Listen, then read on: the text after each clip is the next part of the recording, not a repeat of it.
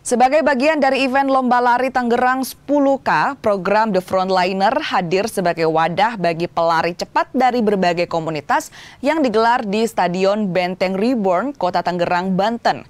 Pelatih unjuk kemampuan terbaik di lintasan untuk menjadi 50 pelari tercepat di ajang The Frontliner.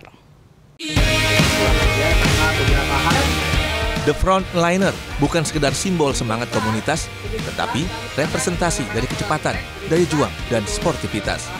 Program yang digelar di Stadion Benteng Reborn, Kota Tangerang, Banten ini memberi ruang bagi pelari terbaik komunitas untuk tampil di garis depan, memimpin langkah, membakar semangat, dan menjadi inspirasi bagi seluruh peserta guna mengikuti Tangerang 10K. Lebih dari sekedar ajang kompetisi, The Frontliner menjadi bentuk apresiasi bagi pelari yang terus mendorong batas kemampuan mereka dan membawa semangat komunitas ke level yang lebih tinggi. GM Event Harian Kompas, Budi Sarwiyadi bilang, event ini adalah tahapan menuju event Tangerang 10K yang akan digelar tanggal 7 Desember mendatang, di mana ini adalah event perdana yang diadakan oleh Harian Kompas dan Bank BJB.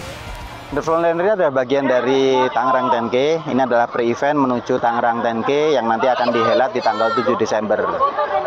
Ini merupakan event pertama di Kota Tangerang yang memang signature yang kita create bareng-bareng antara Kompas sama BJB dan pemerintah Kota Tangerang untuk Kota Tangerang sendiri. Jadi Frontliner itu kita mencoba untuk mengumpulkan komunitas-komunitas.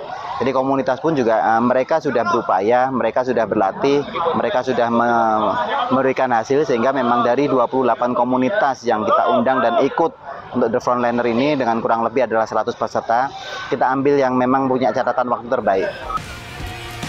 Gelaran The Frontliner diikuti kurang lebih 28 komunitas lari yang nantinya diambil 50 pelari tercepat pria dan wanita.